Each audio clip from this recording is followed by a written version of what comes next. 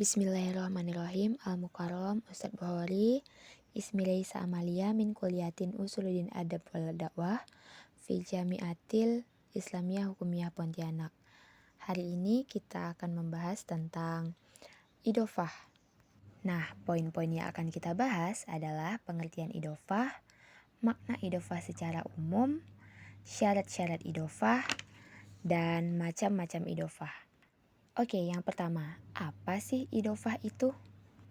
Idofah adalah penyandaran suatu kalimat atau isim kepada kalimah lain sehingga menimbulkan pengertian yang lebih spesifik.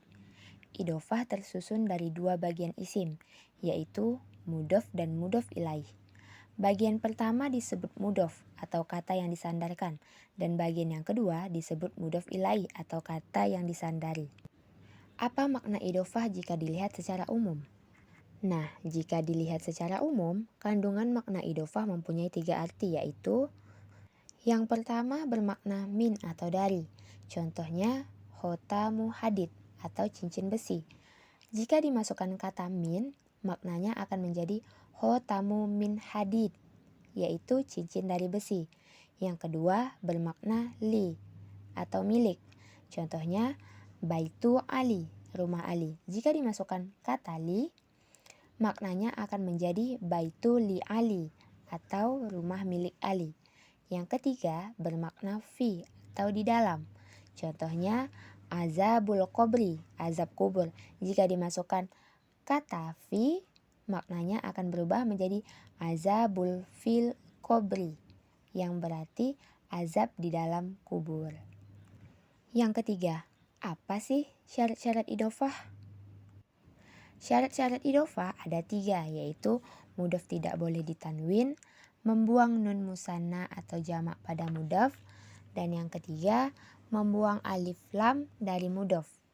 Yang pertama, mudhof tidak boleh ditanwin. Contohnya, hakibatun sebagai mudhof, Muhammadun sebagai mudhof ilaih. Maka susunan idofahnya hakibatu Muhammadin. Mengapa hakibatu tidak hakibatun? Karena balik lagi ke syarat yang pertama, yaitu mudhof tidak boleh ditanwin, maka tanwinnya hilang. Contoh lain yaitu jawalun sebagai mudhof, Muhammadun sebagai mudhof ilaih. Maka susunan idofahnya jawalu Muhammadin. Nah, yang kedua membuang nun musanna atau jamak pada mudhof. Contohnya yaitu kitabani sebagai mudhof, Muhammadun sebagai mudhof ilaih. Maka susunan idofahnya yaitu kitaba Muhammadin, 2 kitab Muhammad. Kenapa nunnya hilang? Balik lagi ke syaratnya, yaitu membuang nun musanna atau jamak pada mudhof. Nah, di mudhof itu kan ada kitabani. Nah, nunnya kita hilangkan, maka menjadilah kitabani musanna. Yang kedua, contoh lainnya yaitu mudarisuna sebagai mudhof dan ma'had sebagai mudhof ilaih. Maka susunan idofahnya yaitu mudarisu ma'had, para pengajar ma'had. Nah, yang ketiga yaitu membuang alif lam dari mudhof. Contohnya, ar-rasulun sebagai mudhof dan Allah sebagai mudhof ilaih. Maka susunan idofahnya yaitu Rasulullah. Kenapa alif lamnya tidak dimasukkan? Karena balik lagi ke syarat yaitu membuang alif lam dari mudhof, maka alif lamnya tidak usah dimasukkan.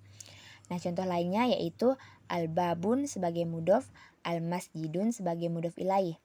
Maka susunan idofahnya yaitu babul masjidin. Kenapa alif lam di babul tidak dimasukkan sedangkan alif lam di al-masjid dimasukkan? Karena balik lagi kita ke syaratnya yaitu alif lam yang dibuang itu hanya di mudhof, sedangkan di mudhof ilaih itu tidak. Jadi yang al-masjidi alif lamnya dimasukkan saja. Kita masuk ke pembahasan terakhir, yaitu apa saja sih macam-macam idofah? Idofah dibagi menjadi 2, yaitu idofah maknawiyah dan idofah lafaziyah. Yang pertama idofah maknawiyah, yaitu idofah yang memberikan faedah mema'rifatkan sehingga dapat menimbulkan perubahan dan nakiroh menjadi ma'rifat atau sekurang-kurangnya taksis atau tidak berarti umum betul.